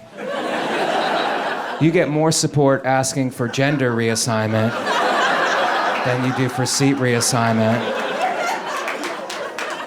I don't want you to think that I don't follow the rules. I do follow the rules. My problem is when someone is trying to exert power over me. I don't like that. If it's just the rules, I'll follow them. But when someone's trying to exert power, I buck.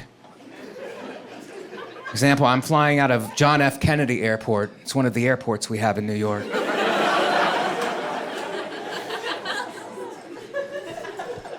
So I'm taking my little bag, you know. I never check luggage. I have 5 outfits like this. So I take my little bag. Before I even get close to the woman, she goes, you're gonna have to check it. You're gonna have to check that. You will have to check it.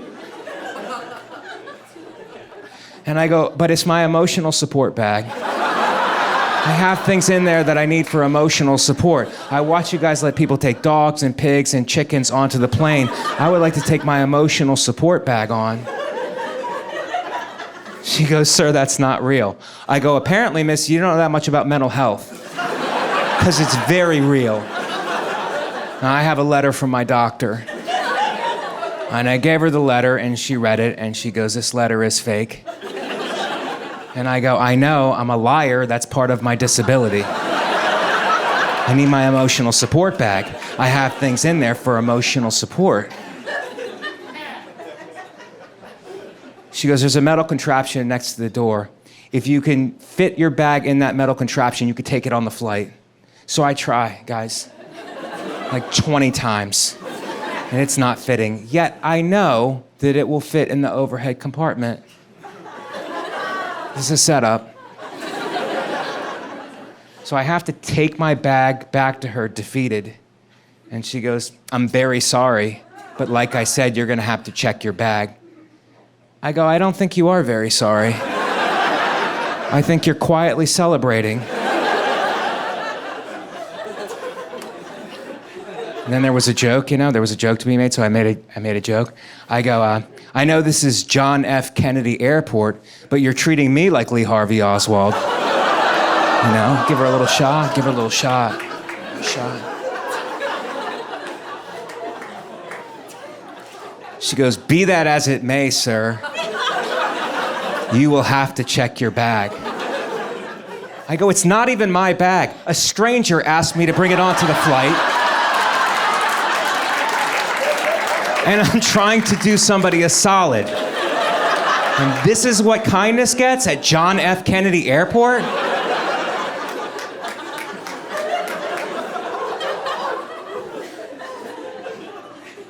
She goes, sir, what's so important that you have to take your bag on? What's in the bag? I go, I could tell you, but you're not gonna understand. She goes, try me. I go, inside the bag is Bitcoin. And she goes, what's Bitcoin? I go, well, let me explain it to you. And about 5 minutes into the explanation, she was like, just get on the plane. Take your stupid bag on the plane. Thank you. Guys.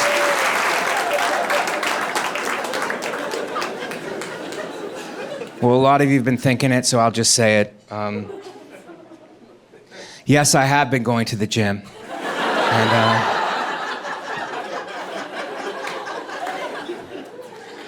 I got a very expensive gym membership. It's the most I've ever paid for a gym membership, but you have to invest in yourself. I think someone tweeted that. And so I go into the gym to check it out, and the woman's showing me around. She goes, first floor is all weights, second floor is cardio equipment, third floor is yoga studios and a steam room. And then she told me the price. And I go, which floor do you go to declare bankruptcy? Because I'm probably gonna have to do that at some point. And like a good salesperson, she pivoted. She goes, what's your fitness goal? I go, for this much money, it's Thor. I would like to be half man, half God. I would like to have a hammer that I also use as a weapon. So I do a one-day trial, and I'm in the steam room trying to sweat out some of my poverty.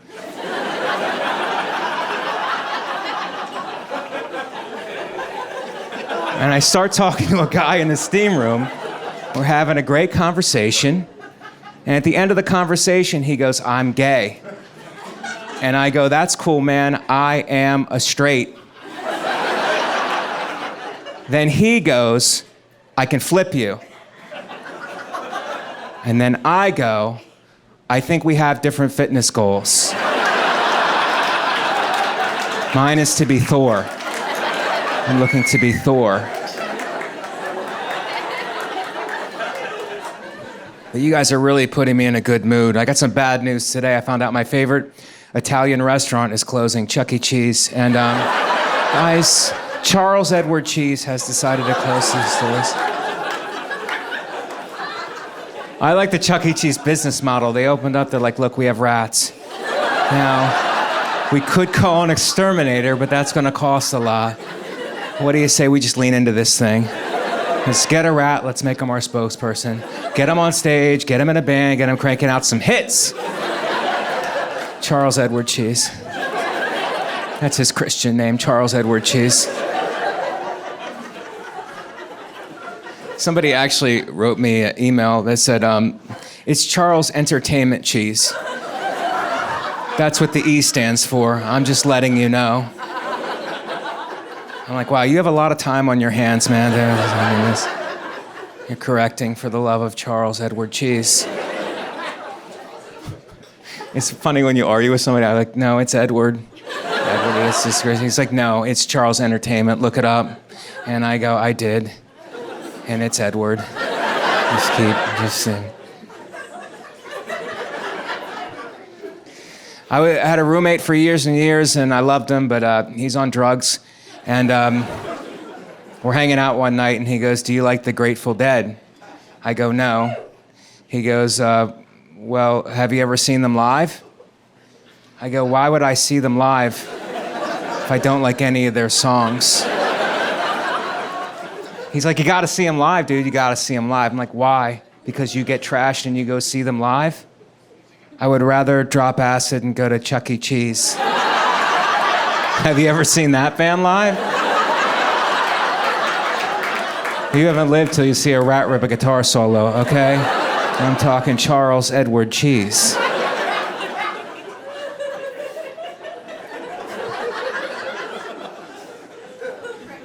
I'm Italian American and I live in New York, and one of my passions, stand-up comedy is my job, but one of my passions before the dark times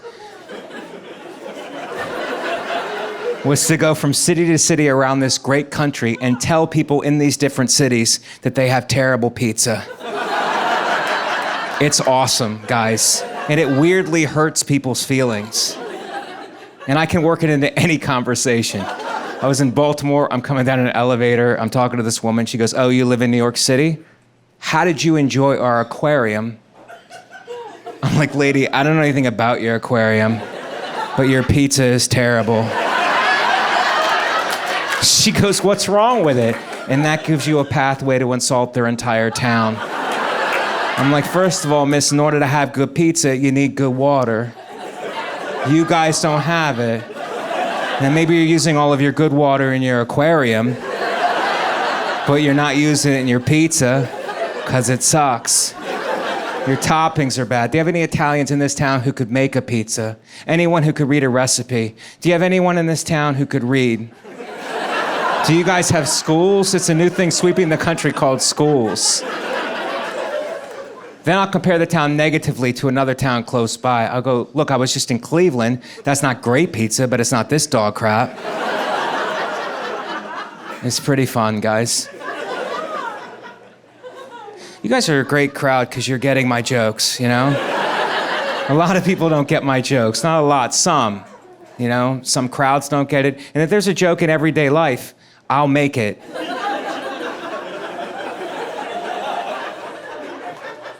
You know who does not appreciate my unique sense of humor? Chinese customs. Because I went to China before the dark times. And they were like, why are you coming to China? And I was like, to feel tall? No, I ended up in a work camp for quite some time. I dropped my phone in the toilet in China, and that's actually the best place to drop your phone in the toilet, you know, because of all the rice.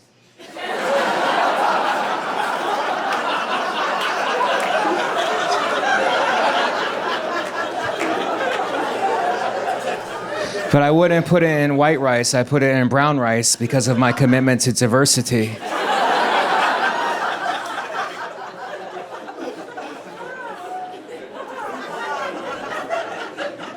Diversity, guys, that's the name of the game in show business now. My manager calls me up. He's like, Mike, is there anything in your background that could give us some much needed diversity? I go, well, I'm 100% Italian. Does that help? He goes, actually, that hurts us a lot.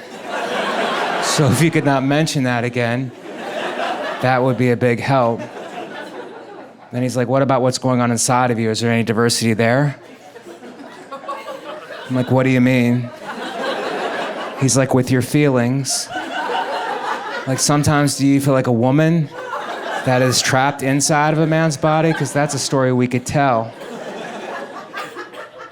I'm like, no, that's not really happening. But I was born C-section. So I was a man who was trapped inside of a woman's body. I don't know if that counts. I don't know if that makes... Am I a hero? Am I a hero?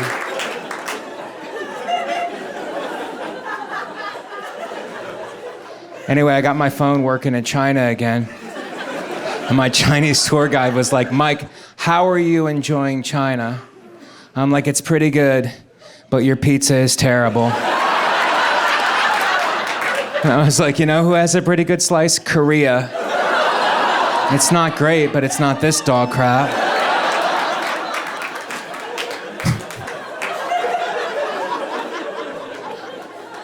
Fine, guys, what's my immigration policy? Is that what you want to know? 90-day fiance. I say, if you want to come to this country, that's fine, but you have to marry one of our worst people. Have you seen that show? I would rather go back to El Salvador and fight MS-13 than to marry Darcy from Connecticut.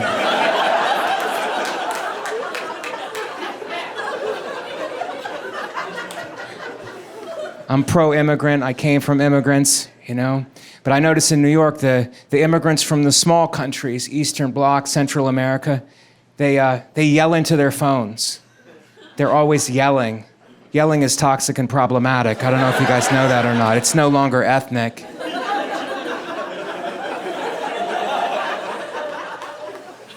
But they're yelling into their phones, and I can't help but think, that's probably why you were asked to leave your country. Country is so small and you're yelling, the cops were probably like, you need to go to a bigger land, more suited to your voice inflection. But I think we're good people in this country. I think it's a lot of good people, you know?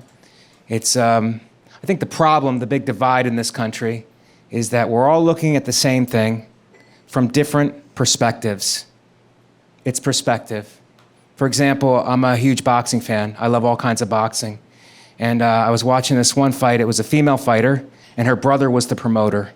And they were interviewing her, and they're like, how did you start fighting? And it's a tragic story. She goes, when I was young, I watched my father hit my mother. I was too weak to do anything about it, so I learned to fight, and it never happened again. I'm like, wow, that's pretty powerful. Then I thought, but the brother,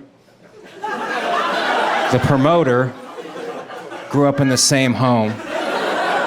So he must have saw the same thing and thought to himself, I can sell tickets to this. I do feel like I've tried everything, though. Tried P90X, 90-day workout plan. I made it 15 minutes, about 15 minutes. It was hard. Nobody on those DVDs looked like me. Much like the vegan bakery, that should have been my clue. I'm in the wrong place, right? Everybody on there is yelling at me like they know me. Keep going. Love that pain. Enjoy the burn. Why don't you shut up, dude? That's easy for you to say. You look like you've been doing this your whole life. Why not put on one guy that looks like me off to the side so that I have a basis of comparison to how things should be going on my end, you know? I'd like to see if he's also laying on the ground about to pass out before the warm-up's over. I'd like to know that. I might check out disc 2 just to see what happened to that guy.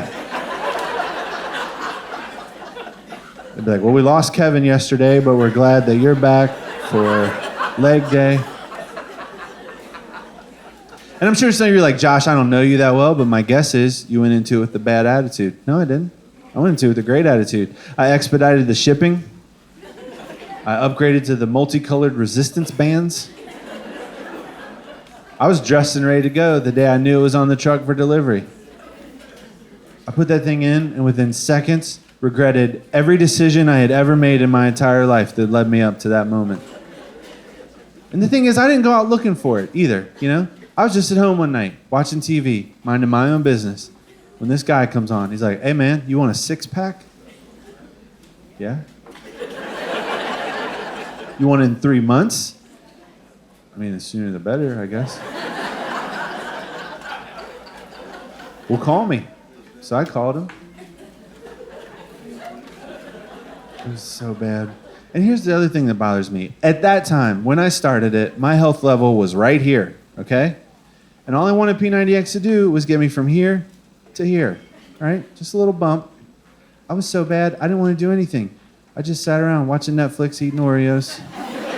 Every kind of Oreo that came out. You know how they do like the special flavor Oreos? I wanted to try all of them so I could give them an honest review and decent.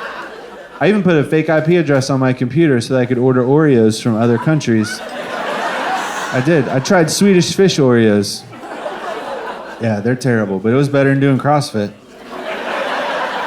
And then by the time I snapped out, I found myself here. I was like, this is messed up, dude. I'm fatter because I tried P90X. And that's how I went with everything. If I didn't get immediate results, I would just sit around and get fatter, sad that it didn't work. Gym memberships, exercise equipment, diets. I tried every kind of diet people told me about, even if it sounded made up. I was like, maybe it'll work for me. I tried this Minecraft diet. Yeah, it's just 3 square meals a day. Listen. It's a great joke. It's a great joke. Thank you. Thank you, manager of GameStop. Those are the only people that like that joke. All the grandparents are like, well, I'll tell it to my grandkid. Maybe they'll enjoy it. I don't know. I didn't like the order that P90X went in. They start with arms. Disc 1, arms. I need my arms to do stuff tomorrow. The next day I couldn't get either arm higher than where this is. Do we all see that? That's how high both of my arms would go. To brush my teeth that morning, I had to brace against the door frame of the bathroom, lower my head down, and then just move it around on the toothbrush. Because my arms wouldn't work.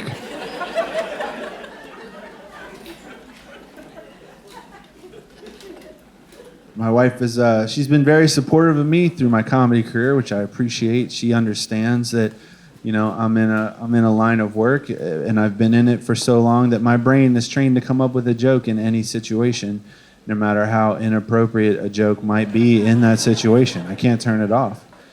I remember the day we found out she was pregnant with our first child. She took the test and she passed or whatever, and she's like, I'm not gonna get excited until I hear it from the doctor himself. So we go to the doctor, and he comes in. He's like, yeah, you guys are pregnant. Congratulations. And I said, what's the due date? He said, well, if the date you gave me is correct, I'm going to guess July 4th. And I was like, 4th of July? That'd be ironic. He goes, why is that? I go, I mean, the day that America is celebrating the birth of its freedom, I can mourn the death of mine. And it's a great joke. I stand by it. And listen, at some point, I probably should have just told him I was a comedian. Because when someone knows that you're a comedian, they let you get away with saying things like that. They don't get weird. They're just like, that's what he does. I could tell by his reaction he had no idea what I did for a living. And in that moment, I had to decide, do I tell him and make this room more comfortable for everyone that's in it? Or do I challenge myself as a professional and try to replicate this exact same awkward silence over every visit for the next 6 to 8 months? Of course, that's what I chose.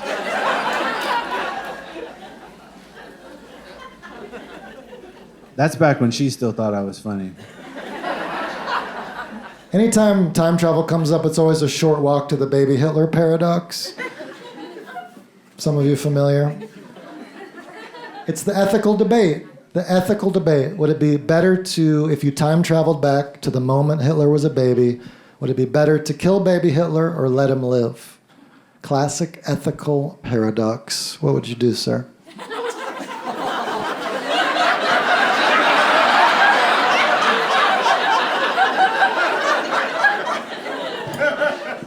It's Hitler. You can save a lot of people.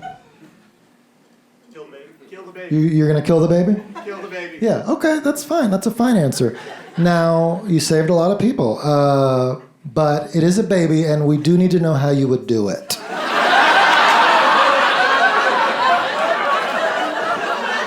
You're a time-traveling assassin. You got to kill this baby. How do you do it? I think if I had a time machine, I could see further back. Oh, yeah. I don't understand why you wouldn't want to field this question, sir. He's requested to move back further into the crowd where we will still follow up on the question. No, it's cool. It's just a special. It's just a special. It's just my first ever 1 hour special, and yeah, so pretty much the fate of it rests on you now. If you have a good answer, it's going to a big platform. If you don't answer, it's going to Quibi.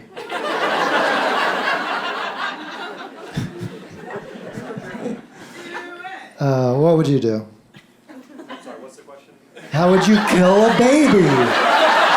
Gosh, it's not that complicated. If I was the time-traveling assassin, I don't think I would be able to kill a baby. And that's fine if you would kill a baby. I just don't think I would be able to. That's just me. But I do think I would panic and bring it back to the time machine. Show up in the present. They're like, why do you have a baby? I'm like, it's Hitler. Who's Hitler? I'm like, it worked.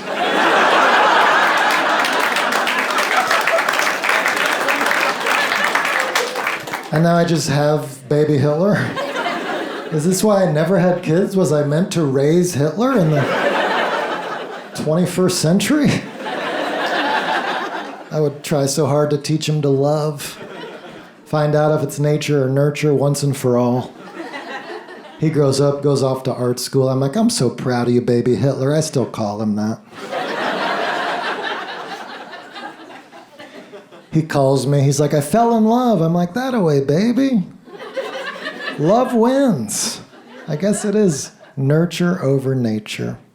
A couple years later, he's like, she dumped me for a rabbi. I hate Jews. I'm like, easy, Hitler. Kanye was right. No, boy. That is not what we teach in the Zimmerman household. I'm actually not Jewish. A lot of people ask me if I'm Jewish because of my last name. I'm not. And that is something I would mention to Hitler just as a precaution.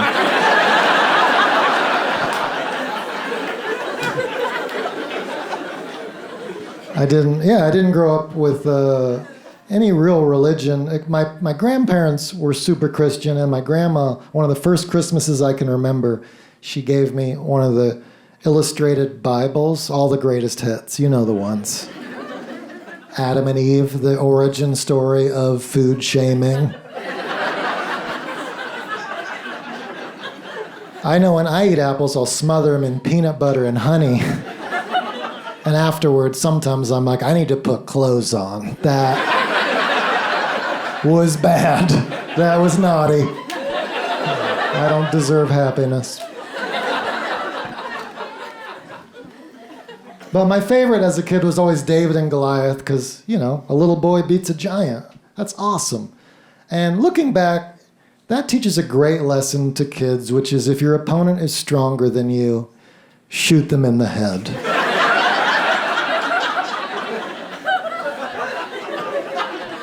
From a safe distance when they were not expecting it. Was that a fair fight, David, or a murder? I'm not sure. Not sure you can be the underdog if you're doing drive-bys. What'd you learn on that one, Joey? I learned that range weapons always defeat melee. Good.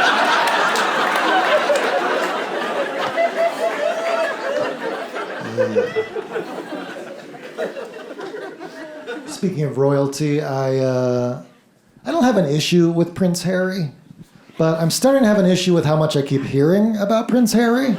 So I'm starting to have an issue with Prince Harry. And he said he was leaving the royal family for privacy, his words. But ever since he's moved, all he's done is do a Netflix reality TV series, a tell-all book, and now a Spotify podcast. Not the most private activities, Harry. To the tune of $100 million. And his book should have talked about how awesome it is to be the prince, how awesome it is to have everything, get any private jets, any backstage passes you want. But the mistake he made was he was kind of whiny in the book. He was like, my brother was mean to me. He pushed me, and he hung out with his friends. Sounds like you have a normal older brother. And people feel bad for him. They're like, he was born into a job. He was born into an institution. Every human is born into a job. He's the only one born into a job where you don't have to do a job. And when he moved to Hollywood, was it hard? No. I have a friend that moved to LA and lived in a Walmart parking lot in his car. And after a year, he moved back to Sevierville, Tennessee with his parents. People should feel bad for Douglas. But do they? No, they do not. They make fun of Douglas. They're like, I can't believe you thought you'd make it. He's like, I know, I suck. Prince Harry moved to LA. Oprah hooked him up with Tyler Perry's Mansion, which is a Tyler Perry movie I would like to see. With Prince Harry played by Tyler Perry. Meghan played by Tyler Perry. Oprah, Tyler Perry. Tyler Perry played by Idris Elba. And Princess Kate played by Meghan Markle. She's a solid actress. And Prince William played by Matt Damon.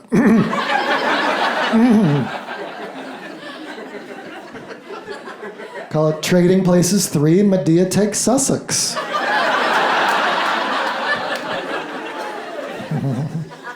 I saw that R. Kelly was arrested after an FBI agent watched his Lifetime docuseries. And it made me wonder, is the FBI finding out about crime the same way I am? Just friend referrals on what's bingeable.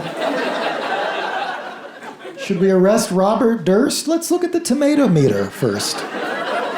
Yeah, he's doing well. I have a friend that watches murder documentaries because she said it'll help her avoid murderers. But I feel like murderers are also watching murder docs, or as they call them, tutorials. And because we're in North Carolina, I want to ask you about the most interesting murder doc I'm aware of, The Staircase. Are you familiar? Happened in the Durham area. There's a documentary, and how many of you have heard of the owl theory? Yes, a bunch of you, right on. Yeah, it kind of combines birds and murder docs, so it's like really right up my alley. But basically, if you watch the Staircase documentary, this husband goes to jail, even though there's really no motive, no murder weapon, no evidence. There's no evidence. The whole trial, the prosecuting lawyer is just like, I mean, he is the husband. And the jury's like, yeah, he does seem like he's the husband. And the judge is like, husband! Send him away. And the neighbor first put out the owl theory, which is that there's an owl. That sounds crazy, right? That an owl did it? Until you hear the evidence. There was an owl that hung out in their neighborhood all the time. Owl killings, though rare, have happened. In her hair, they found owl feathers. And on her hands, traces of owl feathers. The murder scratches matched talons. And it happened at night. That's owl time. But this local detective was like, owl feathers, talon marks, husband. She could be attacked by a shark and people would be like, how do you think he pulled that off? You think he dressed as a shark? Or I never liked that guy. But as an avid bird watcher, it made me wonder if you're killed doing something you love, would that take the sting off just a little bit? Seeing birds you've never seen before. Wow, a barred owl. And it's looking right at me. Let me see those binoculars. That's not a barred owl, that's a great horned owl. No, it's not, Frank. Don't mansplain owls to me. You can hear from its distinctive barred owl call, who cooks for you? Listen, who cooks for y'all? Hear that? No, it's not. It's doing the distinctive great horn call. It's saying, who's awake? Me too. Frank, do you know one thing about birds? If you, the owl strikes, he strikes, they both did it. They were in cahoots. I said it. They were in cahoots. Send him to Alcatraz. I had to say it. I had to say it. You notice that groan? Thank you. Please note that groan as evidence. Because after every show, some guy will be like, dude, you should have said it was a whodunit. But if I say it's a whodunit, y'all hate me and groan. And then if I don't say it's a whodunit, 4 dads are like, man, missed opportunity. Oh boy, if you'd thought of that, man, you would have blown the roof off the place. Whodunit, man. Go back to the writing board, man.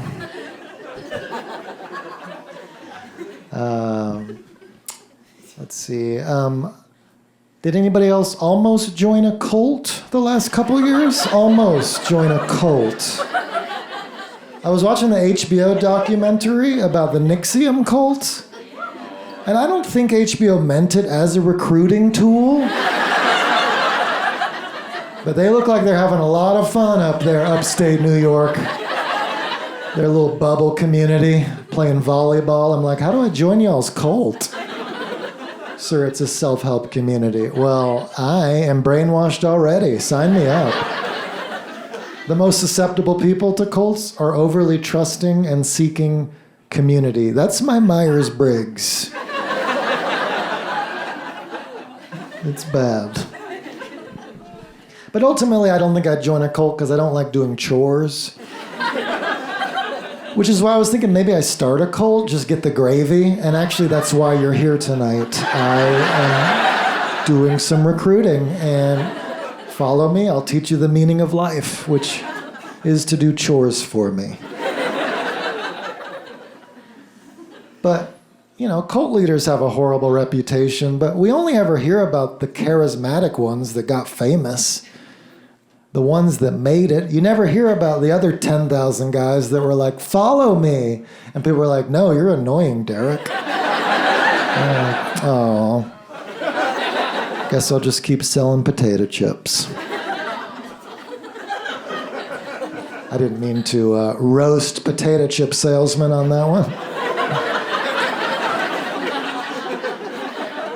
I know I'm susceptible to cults because of the one time I went to Bikram hot yoga. After 10 minutes, I already finished my little coconut water, and I'm dizzy. I didn't realize how hot it got. I'm like, I'll just step outside. And as I get to the door, the instructor goes, hey, where are you going? And I'm so shocked to be called out in yoga that I was honest. I said, I'm going outside because I'm hot.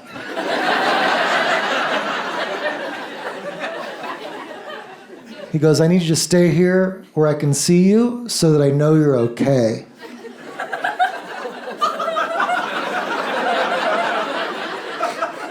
Okay, but I'm not okay. That's why I was leaving. But I can't say no to people. I struggle to say no, so I just returned to my mat, and I was like, I guess I'll just grind this out for 80 more minutes. I made it 10 more minutes, and then I was definitely dehydrated. And I'm looking at the door, I'm like, I'm just gonna make a run for it. I start gathering my things in fake downward dog. He comes over, he goes, everything okay? I'm like, please let me leave. I'm an adult man. I'm paying you $12 to be here, I'll pay you $40 to let me go.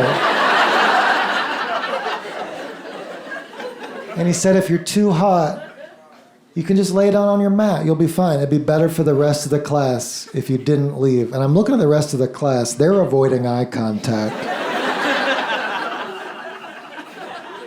So I just lay down for 70 more minutes, just so hot and so angry. Like, I hope I die so this guy gets fired.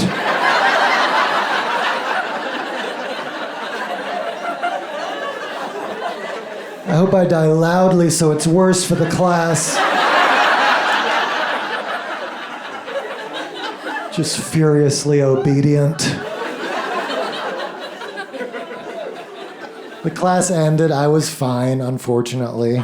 But I went home and looked up Bikram. They're trained not to let anybody leave because once one person leaves, everyone will leave.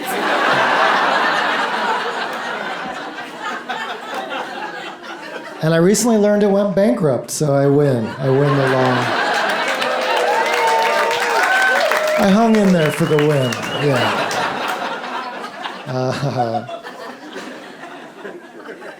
So I have been told many times that I have a soothing voice.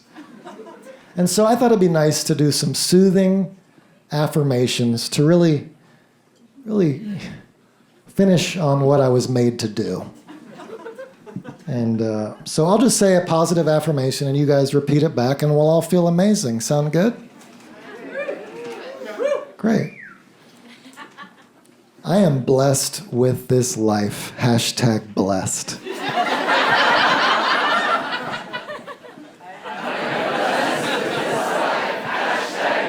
That felt so good, didn't it? It did.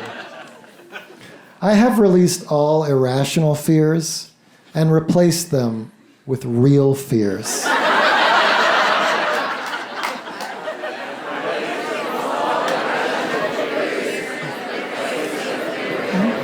Okay, good. A little mumbly, but good.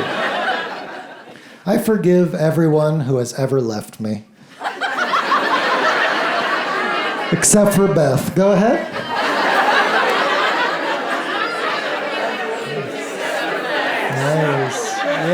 Thank you, sir. He said it like he meant it. Yeah, some passion. I look really good thanks to this new coat from Banana Republic.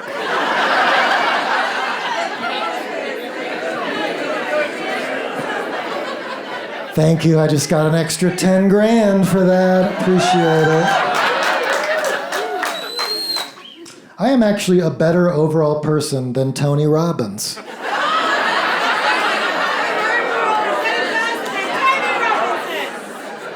I am not currently being indoctrinated into a cult.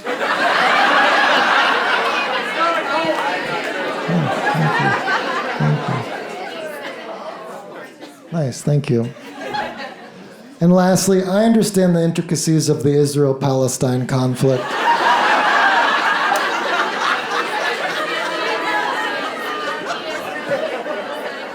And ultimately, I stand with Tibet.